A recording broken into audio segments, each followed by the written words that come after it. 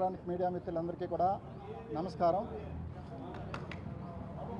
ముందుగా మా డీజీపీ శ్రీ హరీష్ కుమార్ గుప్తా గారి ఆదేశాల మేరకు మా విజిలెన్స్ విభాగం, అనంతపురంలో ఉండే విజిలెన్స్ అండ్ ఎన్ఫోర్స్మెంట్ విభాగం అధికారులు మరియు మన లీగల్ మెట్రాలజీ అధికారులు కలిసి సంయుక్తంగా ఇటు అనంతపురంలోను అటు సత్యసాయి జిల్లాలో కూడా మేము పెట్రోల్ బంక్ మీద తనిఖీ చేయడం జరిగింది. ఇందులో తనిఖీలో భాగంగా 3 పెట్రోల్ బంకుల్లో ట్యాంపరింగ్ చేసినట్టుగా మేము గుర్తించడం జరిగింది. ఆ 3 పెట్రోల్ బంకులు ఏంటంటే సోమలదొడ్డిలో ఉండే జయలక్ష్మి ఆటో కేర్ సెంటర్, అలాగే సనకాలో ఉండే SP and Sons petrol bunk, మళ్ళీ ఇప్పుడు మనం ఉన్న ఈ పెట్రోల్ బంకులో ఈ 3 అంటే విజయ ఆటో ఫిల్లింగ్ స్టేషన్, ఈ 3 కూడా ట్యాంపరింగ్ చేసినట్టుగా మాకు తనిఖీల్లో బయటపడింది. ఇందులో ట్యాంపరింగ్ చేసే విధానంలో ఎలా ఉందంటే జీవీఆర్ కంపెనీకి సంబంధించి దాంట్లో పై భాగంలో డిస్ప్లే బోర్డులో మదర్ బోర్డులో ఒక ఎలక్ట్రానిక్ చిప్ని ఇన్సర్ట్ చేయడం ద్వారా, ప్రోగ్రామ్ చేసిన ఒక చిప్ని ఇన్సర్ట్ చేయడం ద్వారా దాన్ని ట్యాంపరింగ్ చేయగలుగుతున్నారు. అదేవిధంగా టోక్యం కంపెనీకి సంబంధించిన మోడల్లో డిస్పెన్సింగ్ యూనిట్లో పల్సర్ మదర్ బోర్డులో పల్సర్లో ఉండే ఒక మదర్ బోర్డ్ని దాన్ని ట్యాంపరింగ్ చేశారు. ఈ 2 కంపెనీలకి ఈ రకంగా పల్సర్ బోర్డు అనేది కింద ఉంటుంది, డిస్ప్లే బోర్డు అనేది పైన ఉంటుంది. అదే జీవీఆర్ కంపెనీకి సంబంధించింది, ఇదేమో టోక్యం కంపెనీకి సంబంధించింది. ఈ రెండిట్లో కూడా వాళ్ళు ఒక చిప్ని ప్రోగ్రామ్ తయారు చేసిన ఒక చిప్ని ఇన్సర్ట్ చేయడం ద్వారా వీళ్ళు ప్రతి లీటర్కి సుమారుగా 60 నుంచి 100 ml తక్కువ పడేటట్టుగా ఒక ప్రోగ్రామ్ తయారు చేసిన చిప్ని దాంట్లో అమర్చారు.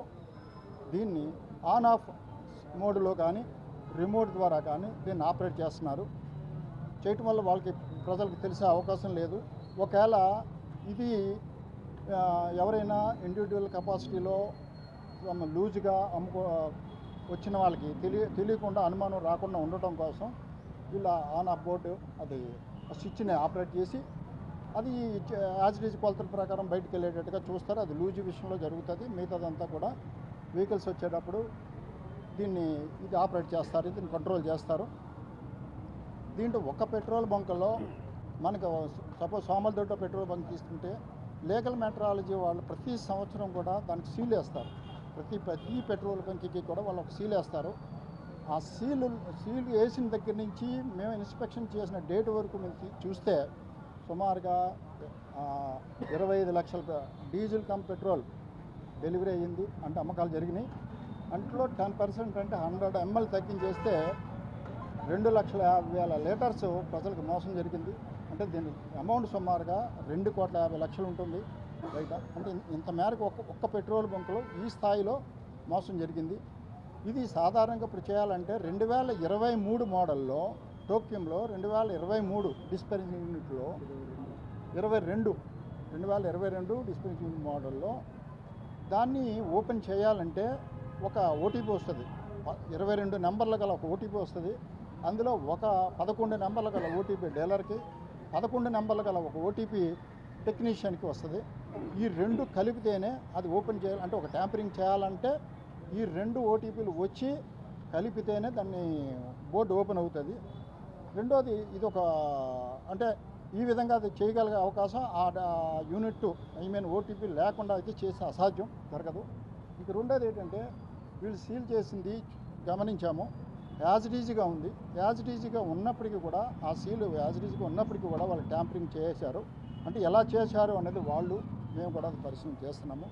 ఈ విధంగా ప్రజలకి సుమారుగా ఒక్కొక్క పెట్రోల్ బంక్ నుంచి ఈ స్థాయిలో మోసం అయితే జరిగింది. ఇక రిమైనింగ్ పెట్రోల్లో మన మిగతా పెట్రోల్ బంకులో కూడా ప్రజలకి తక్కువగా 60 నుంచి 100 ml సుమారుగా ప్రతి లీటర్కి తగ్గించి కొట్టడం ద్వారా ప్రజల్ని వీళ్ళు మోసం చేస్తున్నారు.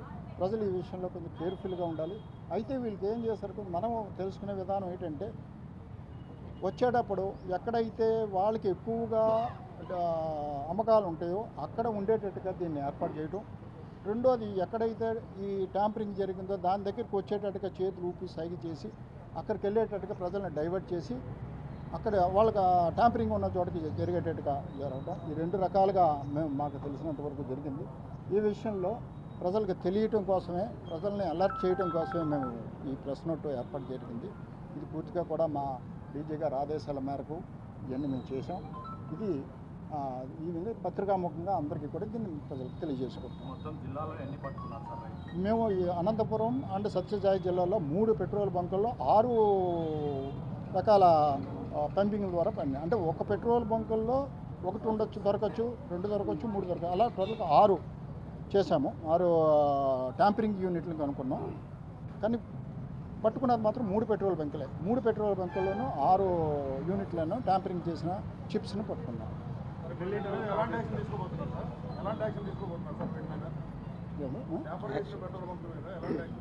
అర్థం కాలేదు. ఎలాంటి యాక్షన్ తీసుకోవాలి?